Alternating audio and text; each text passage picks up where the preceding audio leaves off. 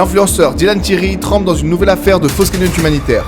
Il prenait un colis et faisait semblant de le porter, vous voyez, et basta, après il coupait. Ah oui, il était d'un coup, on dirait qu'il pleurait, et puis 2 minutes après, il vient nous regarder en rigolant. Et on te rappelle que plusieurs plaintes ont été déposées contre lui il y a un mois pour abus de confiance.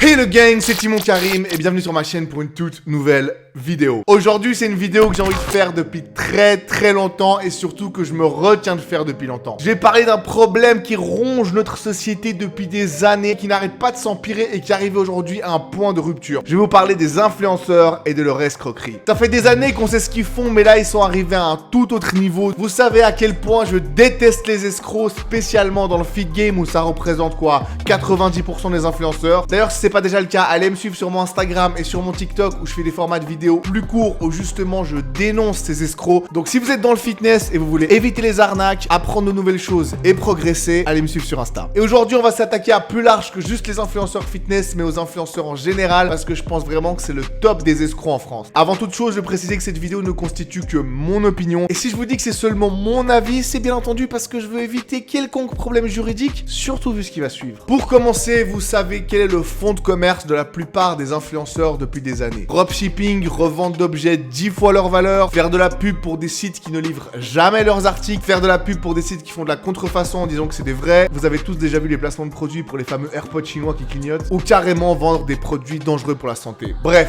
l'arnaque est leur fond de commerce. Et vous vous dites, tout le monde a le droit à l'erreur, peut-être qu'eux aussi se font avoir. Ouais, on pourrait dire ça. Le problème, c'est que ça fait 10 ans que ça dure, que 90%, voire 99% de leur placement de produits, c'est ça. Et à chaque fois qu'ils se retrouvent dans une sauce, ils disent, oh non, je savais pas, c'est mon agent qui s'en occupe, c'est pas moi. Moi, je savais pas que c'était une arnaque. Alors que juste avant, ils nous avaient dit qu'ils avaient testé les produits. La vérité, c'est que je pense qu'ils ont juste rien à foutre tant qu'ils touchent un gros billet. Voilà pourquoi je déteste ces gens. Mais il y a encore pire. Ce qui me choque le plus, c'est que ces influenceurs n'existent que par leurs followers. En gros, s'ils n'avaient pas d'abonnés, ils n'existeraient pas. Et il y a des énormes influenceurs en France qui sont là par leur travail. Par exemple, tu regardes Cyril Hanouna, c'est un des plus grands influenceurs français parce que dès qu'il va porter un certain vêtement, les gens vont vouloir l'acheter. Mbappé, c'est peut-être le plus grand influenceur en France, mais il est là de par son travail. C'est un footballeur de talent et c'est pour ça que les gens veulent le suivre. Et ne vous y trompez pas, je mets dans la même catégorie tous les youtubeurs ou les créateurs de contenu qui travaillent, qui créent quelque chose. Parce que tous ces gens sont dans la position dans laquelle ils sont parce qu'ils ont créé quelque chose. Ils ont gagné des abonnés, ils ont gagné de la visibilité, mais ce n'est pas d'eux que je parle dans cette vidéo. Quand je dis influenceurs, je pense majoritairement, bien entendu, aux influenceurs de télé-réalité. C'est des gens qui n'ont jamais bossé, qui ont été mis à la télé dans une émission et qui sont devenus connus du jour au lendemain. Résultat, ils ont gagné énormément de visibilité et d'abonnés. Et au lieu d'en faire un truc constructif, de monter un business intelligent, de réaliser leurs rêves, ils vivent pratiquement uniquement des placements de produits. Et c'est justement ça que je trouve le plus choquant avec eux. C'est qu'ils existent uniquement par leurs abonnés. Ça veut dire que sans eux, ils ne seraient absolument rien. Et donc, pour remercier leurs abonnés, pour leur montrer leur gratitude, leur business consiste à les arnaquer. Vous voyez le niveau d'éthique de ces personnes. Je répète, ils doivent tout à leurs abonnés et malgré ça, ils se foutent de leur gueule et leur volent de l'argent de manière quotidienne. Voilà pourquoi pour moi, ces gens, c'est vraiment en dessous du niveau zéro de la société. C'est des gros déchets ambulants, en d'autres termes, des énormes merdes.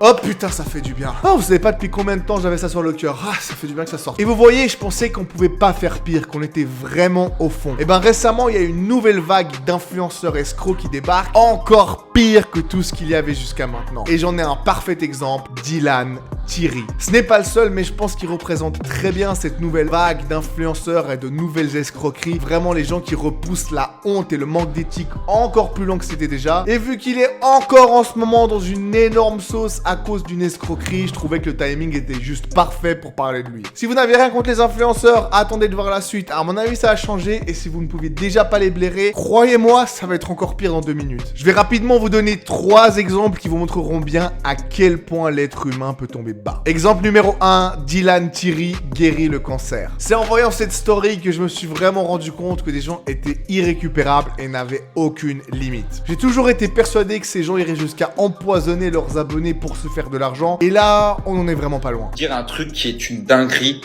je vous promets que je vous dis la vérité, c'est hallucinant.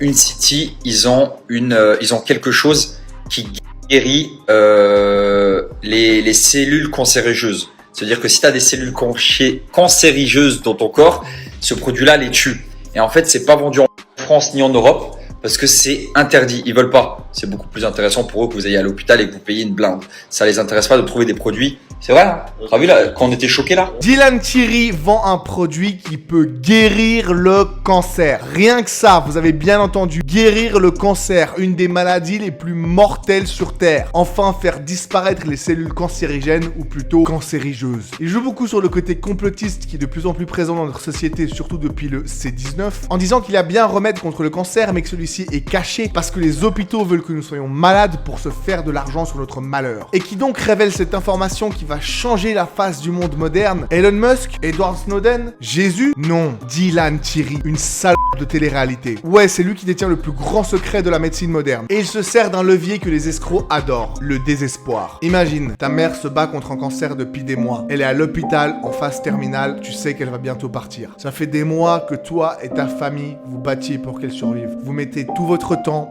toute votre énergie et tout votre argent pour trouver un moyen de la sauver. Vous ne dormez plus du tout, vous passez vos journées à pleurer, la vie n'a plus de goût pour toi. Ta seule préoccupation a été de sauver ta mère depuis des mois et tu sens que ta mère va bientôt partir. Tu es faible, désespéré et surtout désemparé, tu ne sais plus quoi faire. Et c'est là que Dylan Thierry va choisir de t'arnaquer. En effet, ton désespoir te rend faible et crédule, prêt à payer n'importe quoi pour trouver une solution pour sauver un être cher. Donc, sans réfléchir, tu vas dire, et tout essayé jusqu'à maintenant, et le désespoir et ta faiblesse va faire en sorte que tu vas acheter ces pilules. C'est pour vous montrer le niveau d'éthique et d'humanité de cette personne. Et en passant, comme il le dit dans sa vidéo, ces pilules sont interdites en France et même en Europe. Point numéro 2, Dylan Thierry, un musulman convaincu. Bon là, on va parler d'un sujet dont j'ai appris l'existence qu'il y a quelques années qui s'appelle l'arabe phishing. Oui, vous avez bien entendu. Pour faire court, les influenceurs se sont rendus compte que la communauté arabe était très présente en France, normal, mais elle est également très représentée chez les jeunes qui suivent les influenceurs. Et on s'est rendu compte que les gens faisaient plus facilement confiance et achetaient plus facilement s'ils suivaient des gens de la même origine qu'eux. Donc il serait plus facile de leur vendre des produits si eux aussi étaient arabes. Vous allez me dire, attends, Timon, calme-toi, tu vas un peu loin là, t'es sûr que t'inventes pas tout ça? Ouais, moi aussi je trouvais ça bizarre. Jusqu'à il y a quelques années, j'ai appris que l'une des influenceuses les plus connues en France qui compte plusieurs millions d'abonnés, Mila Jasmine, s'appelait en réalité Marie Germain.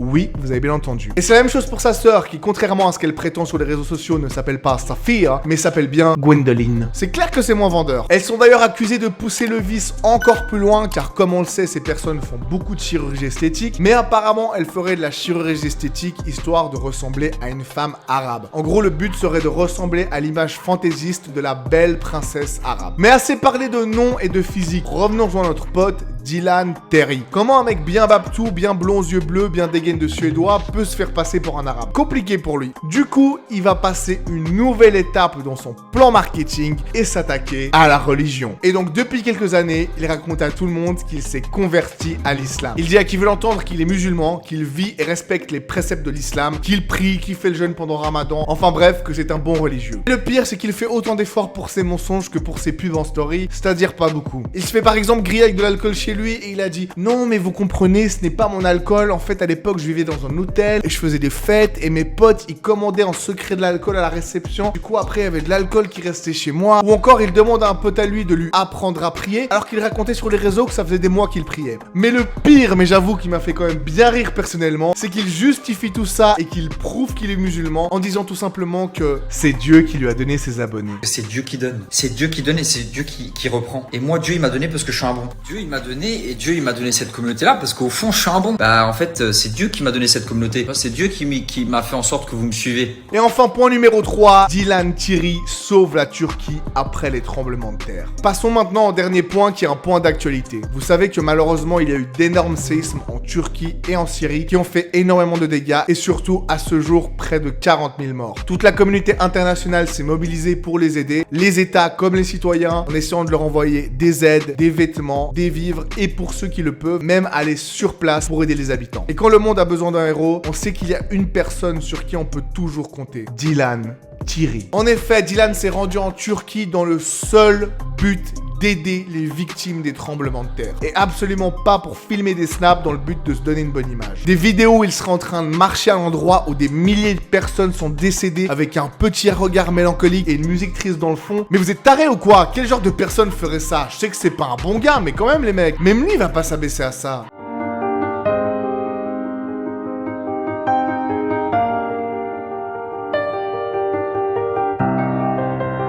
Oui, je sais, c'est extrêmement choquant. Mais attendez, il y a pire. Les amis, ce qui est choquant, c'est que tout à l'heure, j'avais donné des sous à une dame et elle a refusé. Elle n'a pas d'argent parce qu'en fait, tout simplement, toutes les boutiques sont détruites.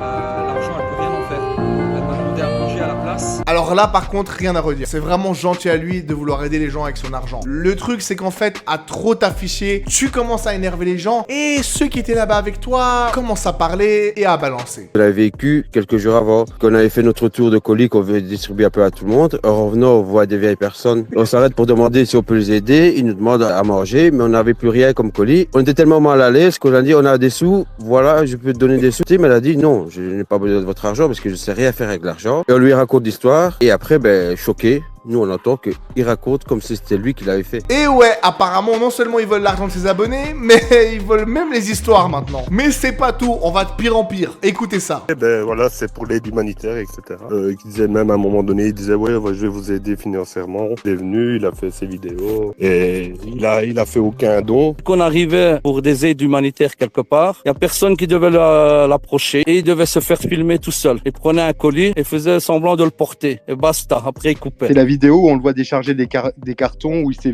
filmé dans tous les sens. Voilà. Donc en gros, il a dit qu'il venait pour apporter son aide aux victimes et aux gens sur place, qu'il allait même faire des dons, mais au final, il foutait rien du tout. Il allait sur le terrain et bossait juste 30 secondes, le temps de porter un paquet pour faire une vidéo. Il exigeait à tout le monde de s'écarter quand il faisait une vidéo pour être la seule personne qui aide sur la vidéo et se mettre en avant. Et apparemment, même lorsqu'il y avait des histoires extrêmement tristes, il ne paraissait pas du tout touché par le malheur des gens. Après, pour ce dernier point, je vous mentirais si je dis que c'est surpris. Vu le profil de la personne, ça m'étonnerait qu'il ait de l'empathie. Et là, vous vous dites qu'on peut vraiment pas tomber plus bas. Déjà, avec les influenceurs, on était très bas. Dylan a encore creusé le trou plus profond. Là, vraiment, on a atteint le maximum. Eh ben, pas tout à fait. Il y a encore une toute petite dernière chose, histoire que vous perdiez définitivement foi en l'humanité. Il a utilisé tout ça pour se faire de l'argent. C'est ça, oui, c'est tout ça qui nous blesse.